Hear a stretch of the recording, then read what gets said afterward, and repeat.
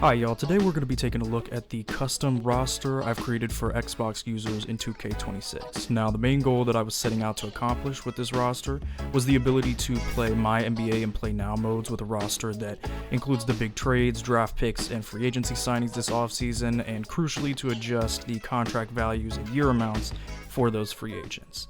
The creation of this roster to this point was pretty much entirely off camera, but I figured that I would go ahead and show you the changes and updates that I'll be making today, July 3rd, as well as some of the features that I've already included in this roster to make gameplay, specifically on the My NBA modes, a whole lot smoother. Alright, so I went ahead and pulled up the roster file for us to look at so that I can point out some of the main features of this roster that I'm excited about.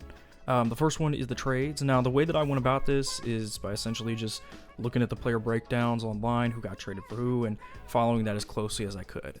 That definitely requires some moving around of other players because, you can only have 15 players on the roster at one time. But what I did, rather than, just deleting those players from the roster or just sending them off into the ether, is I would either release them into free agency if I feel like that's what the team would do, right? If they, are getting up there in age, somebody like Kyle Lowry, who actually is one of the changes that I'm going to be making today so that he can be on the Raptors and then subsequently retire on the Raptors, but also the younger players that would probably end up on a G League team, when NBA teams are making that shuffle. I went ahead and did actually assign them to the corresponding G League team for their organization so that you can still access those players, if you can still develop them in My NBA saves and stuff like that pretty easily, because you just have to go over to the G League team for that specific team, and then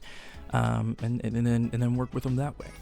So the first trade that I did, this was right after the Jaylen Brown trade, and so that was the first trade that I did, and you can see also that I've added the free agent signings.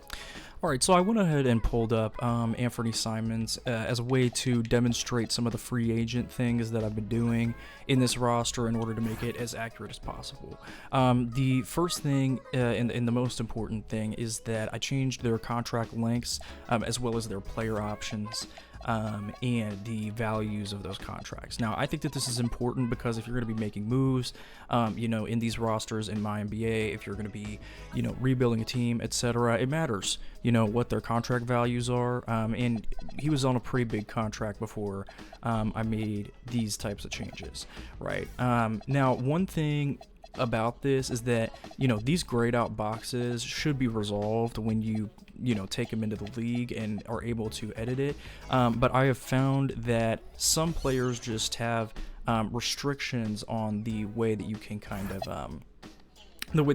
of edit their contracts and the parameters that you can change. So that goes for every team in the NBA, right? We got the Tyler Hero trade here, Khalil Ware, Jaime Jaquez, right? Everybody that is on these teams in real life as of right now should be on those teams. And the one thing that I did do with this roster is that I kept a lot of the people who are technically free agents right now and could possibly sign to other teams and stuff like that, just to make the roster more playable. Like if you started today, right, you would have people on the team that are not necessarily going to be on the team next year, but that's because I'm waiting on confirmation, right, of what the free agency signings are, and I would rather not destroy the rosters completely and just put everybody into free agency, because I feel like, that's not playable.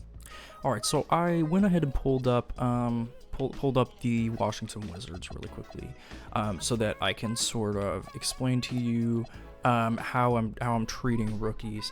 Ignore the face there. How I'm treating rookies in this roster, right? So obviously the first round picks and, you know, people like AJ, right, are going to be on the main roster, right? But I was running into a problem when I was adding, you know, I added all 60 picks, right? I was running into the problem of, you know, these players are drafted and are going to be on the roster, but would probably end up, you know, on a G League team, and they're not going to take the spot of somebody like Cam Whitmore, or somebody else on the bench. All right, so I've gone ahead and pulled up the G League team for the Wizards, right? And this is what I wanted to point out is that if you have a rookie that you really care about, and they are like, you know, 50th, 56th, right? Those low picks, even 40s, you know, in the 40 somethings, right? Those players will be on the G League team. I did not exclude players from the draft class. Everybody that got drafted in real life got drafted in the game, or is on the roster of their corresponding team in the game. So people like Bryce Hopkins, right?